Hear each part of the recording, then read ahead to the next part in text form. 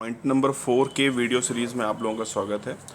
Point number 4 के जो videos हैं इनमें आपको यहाँ पर मैंने आपको बता रखा था कि इसका आपको प्रिंट आउट लेके रखना है और वीडियो के साथ साथ आप चीज़ों को पढ़ते जाएंगे। जैसे जैसे मैं उसे पढ़ता जाऊँगा, कोई भी एक्स्ट्रा चीज़ जो मैं बताता हूँ पॉइंट के इर्द गिर्द जो जगह होती है उसमें आप नोट डाउन करेंगे और इस पॉइंटर को बार बार रिपीट आपको करना है, ठीक है।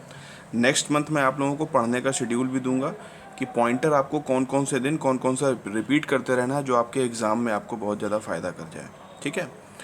तो ये जो पॉइंटर नंबर 4 का जो पहला पेज है ये आपके पॉइंटर, इसके पहले वाला जो पॉइंटर नंबर 5 था जिसको मैंने कंप्लीट किया, उसके पार्ट 2 में ये वाले पेज को कंप्लीट किया गया है। तो इस पे हम लोग डिस्कशन ना करके इसके नेक्स्ट पेज से हम लोग स्टार्ट कर रहे हैं, ठीक है। अब आते हैं use of polythene in the green house. Green house में पॉलीथीन का उपयोग कब से करना चालू किया गया? 1948 से। 1948 वो सन था जब देश आपका आज़ाद हुआ था। उसी वक्त जो ग्रीन हाउस में पॉलीथीन का उपयोग किया गया, कारण केवल ये था कि पॉलीथीन के जो प्लांट्स थे वो इंडिया में इस्टेब्लिश होना चालू हुए थे उसके 3 साल पहले से, जो कि 1945 का समय था।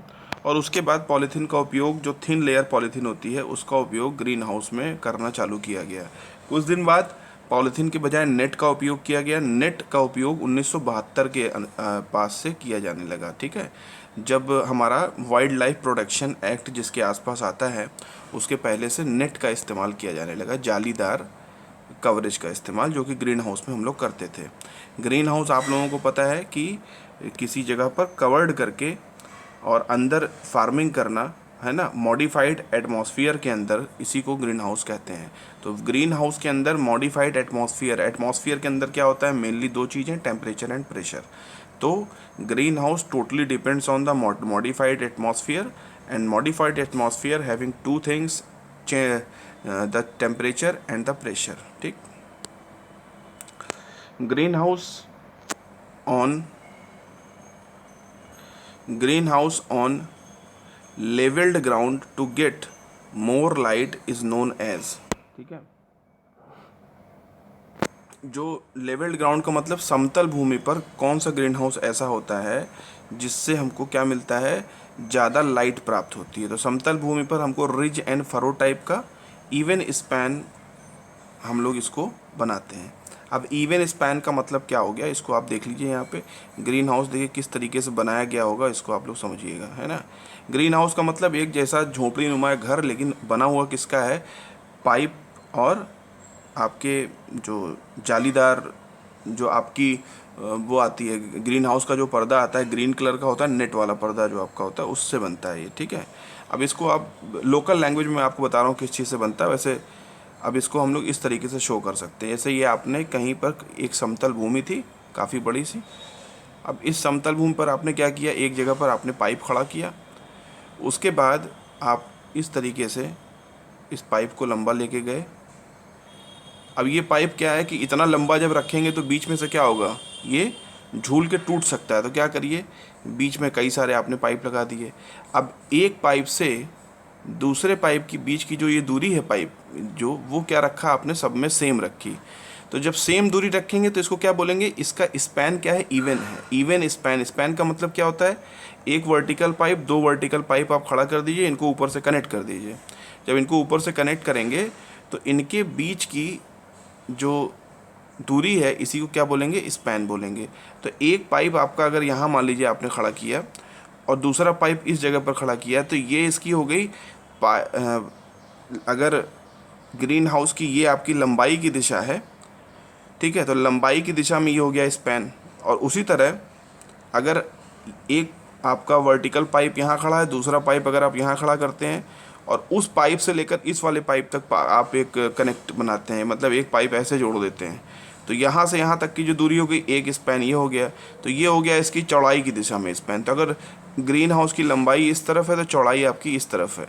तो चौड़ाई की दिशा में जो स्पैन होगा वो सारे के सारे स्पैन सबसे फर्स्ट वाला जो आपका लगाया गया है 2 वर्टिकल पाइप के बीच में जो लगा हुआ है इसके ही बराबर होगा। लंबाई की दिशा में जो स्पैन होगा वो कई सारे स्पैन बटे होंगे। इवन स्पैन का मतलब क्या हुआ कि हर जगह पर स्पैन क्या है? आपस में बराबर है। तो इस पर जब हम लोग ग्रीन हाउस बनाएंगे तो रिज एंड फरो टाइप बनाएंगे, मतलब ग्रीन हाउस इस प्रकार से निर्माण करेंगे, जैसे ये ऐसे उठता हुआ गिरता हुआ। तो ये क्या हो गया, रिज। उठा हुआ हिस्सा क्या हो गया, रिज। और नीचे वाला हिस्सा जो वी बन रहा है इसको क्या बोलेंगे, फरो। फिर क्या बनेगी, रिज। फिर क्या बनेगी, फरो। तो कोई किसी भी जगह का अगर ऐसे ऐसे ग्रीन हाउस बनाया गया है, ग्रीन हाउस की छत का पर्दा ऐसे ऐसे बना है, तो ये ऊपर वाला हिस्सा क्या होता है, रिज। और ये जो नीचे इस तरीके से वी बन गया, ये क्या हो गया, फरो। फिर क्या बन गई, रिज। फिर क्या बन गई, फरो। तो रिज एंड फरो और इवन स्पैन टाइप का जब होगा तब हम लोग क्या बोलेंगे, ये लेवल ग्राउंड पर हम लोग क्या बनाएंगे, कौन सा ग्रीन हाउस बनाएंगे, even span and ridge and furrow type. फिर आते हैं included angle between the 64 degree 28 minute और 190 डिग्री 32 मिनट, इनके बीच का इंक्लूडेड एंगल आपसे पूछा गया। तो इंक्लूडेड एंगल कैलकुलेट करना बहुत ही आसान चीज़ है। इंक्लूडेड एंगल आपसे पूछा गया है, तो यहाँ पर देखिए इन दोनों एंगल के पहले नॉर्थ एन एस या ई डब्ल्यू ऐसा कुछ लिखा नहीं है। इसका मतलब ये जो बियरिंग लिखी गई है, एक्चुअली ये बियरिंग लिखी हुई है, तो ये होल सर्किल बियरिंग सिस्टम में लिखी गई है, क्योंकि इसके आगे पीछे कहीं पर भी डायरेक्शन नहीं लिखी है। ठीक है, तो मतलब ये डब्ल्यू सी बी है। डायरेक्शन होती तो कैसे लिखा होता है, ऐसे लिखा होता है एन 64 डिग्री 28 मिनट, ठीक है, ई। तो इसका मतलब क्या हुआ, नॉर्थ से ईस्ट की तरफ चलेंगे, कितना एंगल चलेंगे, 64 डिग्री 28 मिनट चलेंगे। ठीक, अब इसको समझ लीजिए कि डब्ल्यू सी बी से जब कैलकुलेट करना होगा तो ऐसे प्लस का निशान बना लीजिए। इधर की तरफ क्या होती है, north direction. 64 degree 28 minute north से नाप लीजिए, तो जाहिर सी बात है कि ये पहले ही क्वाड्रेंट में पड़ेगा। इधर की तरफ साउथ हो गया, इधर ईस्ट हो गया, इधर हो गया वेस्ट।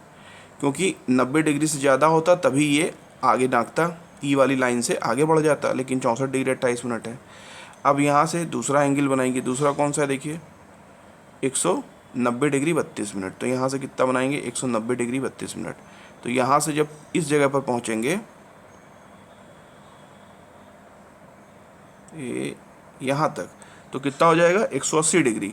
अब 190 डिग्री 32 मिनट है, मतलब क्या हो गया, 10 डिग्री 32 मिनट और आगे बढ़ जाइए, तो ये अगली लाइन यहाँ पर कहीं आएगी। मतलब इस लाइन और ये वाली लाइन, जो ये वाली लाइन पहली वाली थी, इसमें आपका हो गया 64 डिग्री 28 मिनट वाला, और यहाँ पर हो गया आपका 190 डिग्री 32 मिनट वाला। तो इस तरीके से करके 190 डिग्री 32 मिनट, और यहाँ पर हो गया 64 डिग्री 28 मिनट। तो इस प्रकार से आपके पास ये बन सकता है दो। अब इनके बीच में एंगल कौन सा हो गया, ये यहाँ से यहाँ तक का एंगल क्या हो गया, इसका इंक्लूडेड एंगल। तो 190 डिग्री 32 मिनट में से आप 64 डिग्री 28 मिनट क्या करेंगे, घटा देंगे। तो घटाने पर आपको क्या मिलेगा, 1 डिग्री में 60 मिनट होते हैं, ये चीज़ जानकर घटाइएगा, घटाइए। तो और जैसे घटाया जाता है सीधा सीधा, तो आप घटाने के बाद क्या मिलेगा आपको, 126 degree 4 minute. Semi pervious layer means semi confined aquifer. किसी भी ऑब्जेक्टिव क्वेश्चन में अगर आपसे पूछा जाए कि एक एक्यूफर सेमी परवियस लेयर में बना हुआ है, किस में बना है, सेमी परवियस लेयर में, तो वो सेमी कन्फाइंड एक्यूफर कहलाएगा। ठीक है। Width of furrow by animal drawn mould board plough. Furrow की विड्थ पूछी गई किसमें, animal drawn mould board plough में, तो वो कितनी होती है, 150 से 200 mm। ठीक है, तो width of furrow in animal drawn mould board plough कितनी है, 150 से 200 mm। Tractor mounted vertical conveyor reaper, the crop is guided by star wheel. तो वर्टिकल कन्वेयर रीपर का मतलब फसल को काटने के बाद ये ऊपर की तरफ कन्वे करेगा, ठीक है, वर्टिकल डायरेक्शन में।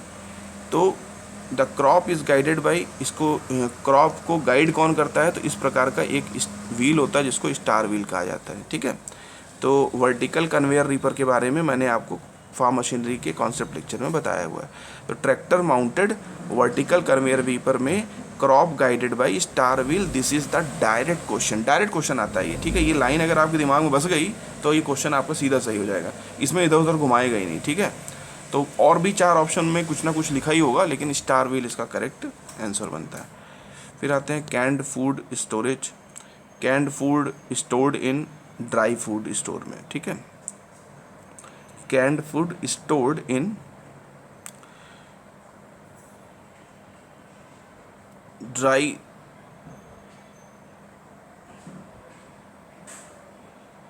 Canned food stored in dry atmosphere होगा, सॉरी यहाँ पर आपका होगा ड्राई एटमॉस्फेयर। ठीक है, तो कैंड फूड जो होता है ये किस में होता है, ड्राई एटमॉस्फेयर में रखा जाता है। फिर आते हैं separation of liquid from the solids by application of pressure is called expression. Liquid का सॉलिड से दबाव के द्वारा बाहर निकालना क्या कहलाता है, एक्सप्रेशन कहलाता है। तो इसको आप लोग देख सकते हैं, जैसे संतरे को आप डायरेक्ट प्रेस कर दीजिए तो जूस बाहर निकल आएगा और सॉलिड यहीं रुक जाएगा संतरे का, तो क्या कहलाएगा, ये एक्सप्रेशन कहलाएगा प्रेशर के द्वारा। ठीक है, प्रेशर और वेलोसिटी दोनों का इस्तेमाल करेंगे तो वो अलग प्रोसीजर है, केवल दबा करके अगर बाहर निकालना है तो expression. And most harmful type of erosion is rill erosion, किसके लिए, एग्रीकल्चरल इंजीनियर्स के लिए rill erosion. But for the BSc agriculture student sheet erosion answer हो जाता है, बट एग्रीकल्चर इंजीनियरिंग एग्जाम में रिल इरोजन। तो